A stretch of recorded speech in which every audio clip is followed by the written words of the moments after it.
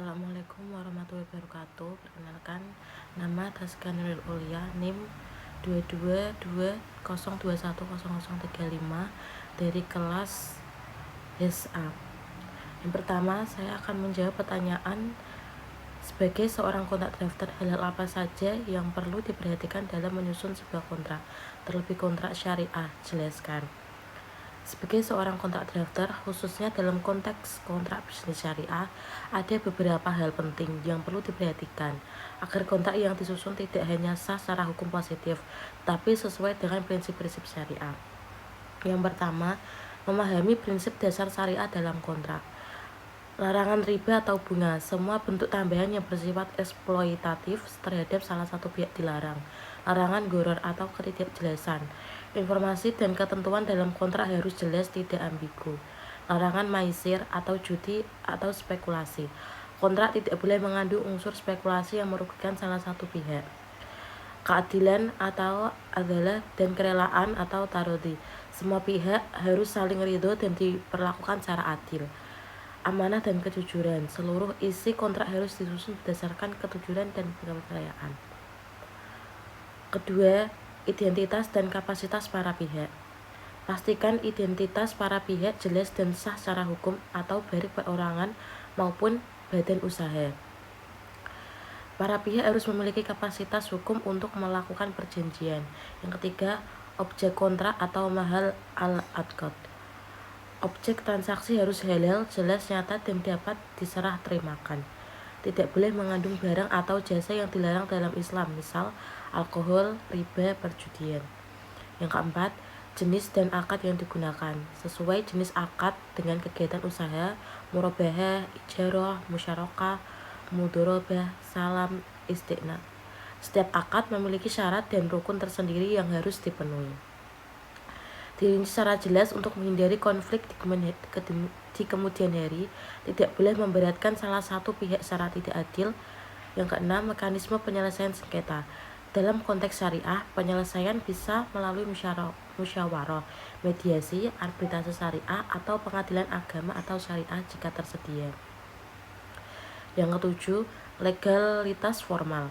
Walaupun berbasis syariah, kontrak juga harus memenuhi ketentuan hukum nasional atau hukum perdata atau komersial yang berlaku.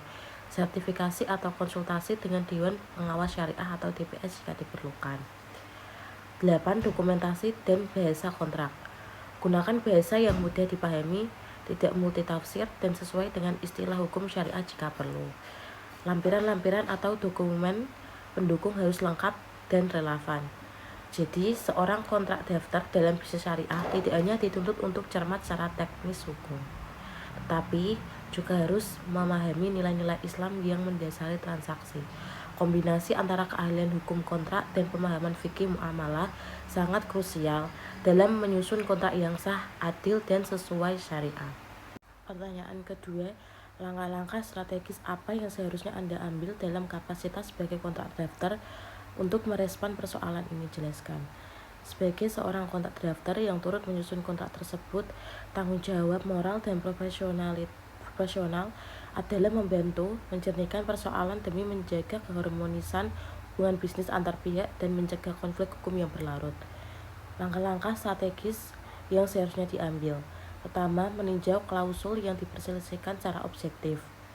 Langkah pertama adalah menganalisis kembali klausul yang menjadi sumber perselisihan, baik dari segi struktur, bahasa, tata kalimat, maupun konteks ketika klausul tersebut disusun. Periksa apakah terdapat ambiguitas atau frasa yang dapat ditafsirkan ganda, sehingga menimbulkan perbedaan persepsi. 2. Mengambil para pihak untuk klarifikasi dan mediasi. Fasilitas pertemuan kedua belah pihak untuk mendengarkan pandangan, niat, dan harapan masing-masing saat menandatangani kontrak. Upayakan mediasi netral dengan Anda sebagai fasilitator agar pembahasan tetap fokus pada solusi, bukan pada saling menyalahkan. Ketiga, menjelaskan tujuan dan niat asli klausul. Sebagai drafter, Anda memiliki pengetahuan tentang niat awal dan latar belakang penyusunan klausul tersebut. Gunakan catatan penyusunan kontrak, korespondensi, atau draft sebelumnya sebagai alat bantu interpretasi untuk mengembalikan pemahaman klausul pada maksud semula atau doctrine of original intent. Keempat, mengusulkan addendum atau nota kesepahaman atau umum. Jika ditemukan bahwa redaksi klausul memang bersalah atau terbuka untuk multitafsir, maka ajukan perubahan atau klasifikasi klausul melalui addendum kontrak. Addendum ini menjadi dokumen resmi yang menyempurnakan pemahaman bersama tanpa membatalkan kontrak utama. Yang kelima, menjaga netralitas dan profesionalitas. Hindari berpihak kepada salah satu pihak meskipun Anda mungkin lebih intens berkomunikasi dengan salah satu dari mereka selama proses drafting. Fokus Anda adalah resolusi dan keberlanjutan hubungan kontraktual, bukan pembelaan. Yang keenam, mempersiapkan para pihak sepakat atau atas penafsiran tertentu. Bantu mereka menyusun dokumen legal seperti amandemen, addendum, atau pernyataan bersama yang bisa dilampirkan ke kontrak utama. 7. Evaluasi dan pembelajaran. Jadikan kasus ini sebagai evaluasi terhadap gaya dan metode drafting Anda. Tingkatkan kejelasan bahasa, penyesuaian istilah hukum, dan penggunaan interpretation clause dalam kontrak-kontrak ke depan. Pertanyaan ketiga, apa Anda pahami tentang governing law atau choice of law dan choice of forum? Mengapa penting bagi para pihak untuk menyepakati governing law dan choice of forum dalam kontrak internasional? Jelaskan. Governing law atau choice of law dan choice of forum adalah dua konsep penting dalam kontrak internasional yang berkaitan dengan penyelesaian sengketa antar pihak dan negara yang berbeda. Pertama, governing law atau choice of law adalah hukum nasional yang disepakati oleh para pihak untuk mengatur kontrak mereka. Jadi, jika terjadi perselisihan, hukum negara yang telah disepakati akan digunakan untuk menafsirkan kontrak dan menyelesaikan sengketa. Contoh, perusahaan dari Indonesia dan Jerman membuat kontrak dan sepakat bahwa kontrak mereka tunduk pada hukum Jerman. Maka jika ada sengketa, isi dan pelaksanaan kontrak akan dinilai berdasarkan hukum Jerman. Yang kedua, choice of forum atau forum selection adalah sepakatan tentang lembaga atau yurisdiksi mana yang akan digunakan untuk menyelesaikan sengketa. Forum ini bisa berupa pengadilan nasional, misalnya Pengadilan Negeri Jakarta Pusat, atau arbitrase internasional, misalnya SIAC di Singapura. Mengapa penting menyepakati governing law dan choice of forum? Pertama, kepastian hukum. Menentukan hukum yang berlaku dan forum penyelesaian sejak awal memberikan kejelasan kepada para pihak jika terjadi sengketa. Yang kedua, menghindari sengketa tambahan. Tanpa kesepakatan ini, para pihak berselisih tentang hukum mana yang berlaku dan di mana sengketa harus diselesaikan, yang justru memperumit proses penyelesaian.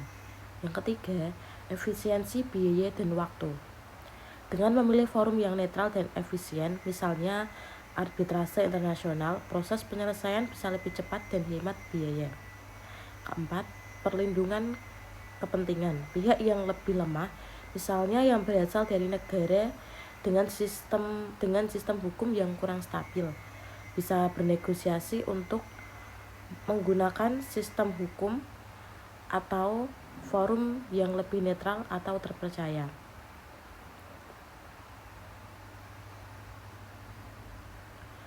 Kesimpulannya, kesepakatan tentang governing law dan choice of forum dalam kontrak internasional adalah hal krusial karena menyangkut kejelasan, perlindungan hukum, dan efisiensi dalam menyelesaikan sengketa. Tanpa kesepakatan, risiko hukum dan biaya bisa meningkatkan tajam. Baik, itu jawaban dari pertanyaan mata kuliah penyusunan kontrak bisnis syariah. Jika ada salah kata, saya mohon maaf. Wassalamualaikum warahmatullahi wabarakatuh.